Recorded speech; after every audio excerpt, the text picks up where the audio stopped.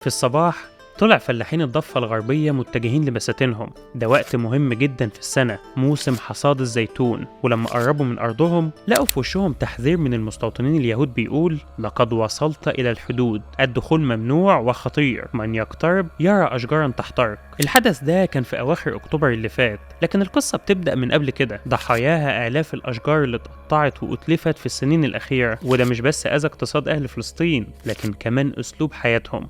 فليه العدوان ده كله عشان شجرة ما بتأذيش حد؟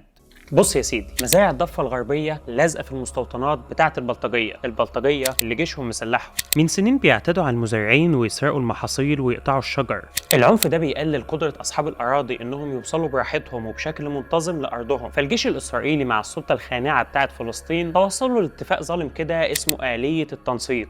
هيظبطوا للمزارعين مرتين في السنة يوصلوا لأرضهم، يحرثوها بقى ويزرعوها ويحصدوا وخلافه.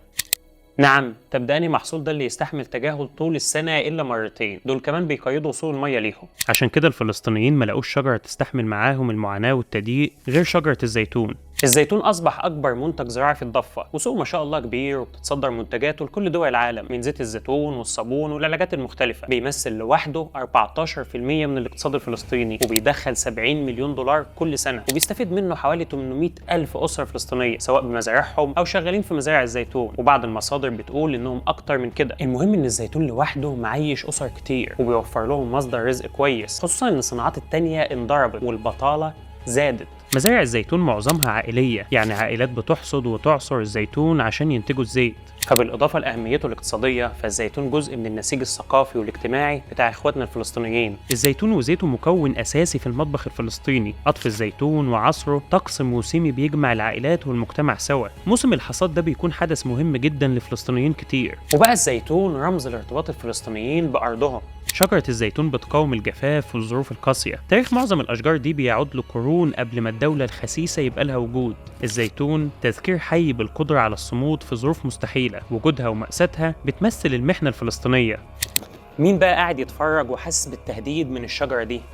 البعدة. إسرائيل تعمدت تقطع شجر الزيتون في مناسبات كتير من سنة 67، والاحتلال اقتلع أكتر من 800 ألف شجرة زيتون. في أغسطس 2021 لوحده اتزال 9000 شجرة. اللي يثبت لك إن ده بيحصل بدافع الانتقام من الشجرة واللي بتمثله إنهم أحيان كتير بيحرقوها قدام أصحابها. مش بس بيكتفوا إنهم يقتلعوها أو يشيلوها بالجرافات، لا، بقوا يحرقوها دلوقتي عشان يحرقوا اللي بتمثله في أذهان الشعب، يوروهم أكل عيشهم وسبيل نجاتهم بينتهي قدام عينيهم. دلوقتي تقدر تفهم سياق صورة زي دي: الست اللي بتحتضن شجرة الزيتون وهي بتبكي. في 2005 منظمة إسرائيلية من المتطوعين في مجال حقوق الإنسان اسمها يش دن، ودي كلمة عبرية معناها هناك قانون. المنظمة دي رصدت حالات العنف ومنع الحصاد اللي اعتدى فيها مدنيين إسرائيليين جسديا على مزارعين فلسطينيين بالأدوات الزراعية وسبراي الفلفل، بل وتهديدهم بالأسلحة النارية. وفي حوادث كتير اتنقل مزارعين فلسطينيين فيها للمستشفى. انت متخيل انك تبقى رايح ارضك عشان تطمن على محصولك فتلاقيك مهدد انك تتقتل؟ انت عارف لو بيمنعوك تطمن على المحصول وبس كان تمام، مسيرنا يعني نيجي نحصده. لكن الفكره انهم بيسرقوها ويقطعوا الشجر ويتلفوه بالسم او الحرق، او يبوظوا لهم عربياتهم اللي بيركنوها عشان ينزلوا يشوفوا المحصول. واحيانا كمان بيستولوا على ارض فلسطينيه بتاعت مزارعين من الضفه بالبلطجه. السنه دي المستوطنين اليهود استغلوا هجمات 7 اكتوبر عشان يعززوا اجندتهم. قطع الشجر واقتلاعه واشعال النار فيه زاد، واكتر من نص المحصول لسه على الشجر بعيد عن ايد اصحابه. طب سيبك من اصحابه، شجره الزيتون دي بتسحب كربون كتير من الجو. عشان تنتج لتر من الزيت بتمتص 11 كيلو من ثاني اكسيد الكربون. فدي شجره بتحافظ على المناخ يا بتوع السلاحف البحريه والاحتباس الحراري. والشجره اللي بتتقطع هتاخد 20 سنه على ما تنمو و20 سنه على ما تنتج ثمار. يعني المزارعين اللي فقدوا شجرهم على الاغلب هيموتوا قبل ما يشوفوا محصول تاني في حياتهم. القانون الدولي بيفرض على الاحتلال واجب لحمايه الفلسطينيين وممتلكاتهم في الضفه الغربيه، لكن زي ما المثل بيقول دي حاجه ملهاش لازمه زي القانون الدولي. فانت دلوقتي لو صاحب مزرعه بتقدم طلب مسبق عشان تدخل ارضك، والجيش الاسرائيلي بيبعت جنود المفروض عشان يحرسوك من المستوطنين. اهو في 2020 بقى اتوافق على 24% من التصاريح دي، ولما بيتوافق متاخر، زي في 2022 لما كان موسم قطف الزيتون في منتصف سبتمبر، والجيش سمح للفلاحين يوصلوا في 22 اكتوبر.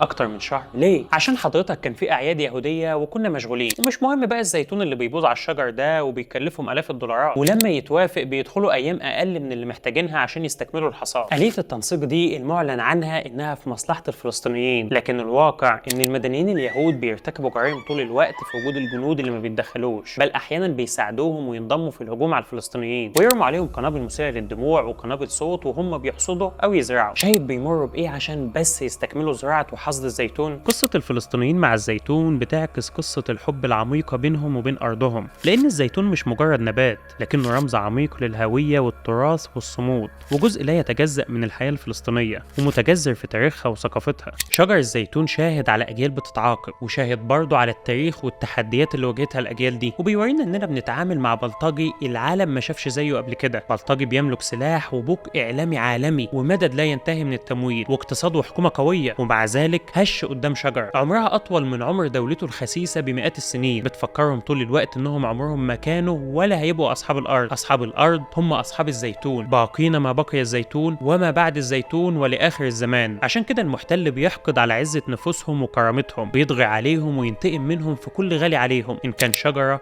ولا ابن ولا جده. لكن زي ما قال البطل الدحدوح، معلش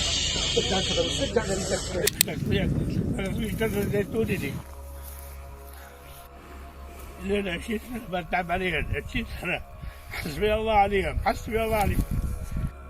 دول 30 شجرة زرعتهم في سنة 2000 كلها جايين مقطعينها في الليل ليلة الأربعاء، وأرض إلي ومعي طابوا فيها، حسبي الله عليهم. شو بدهم منا؟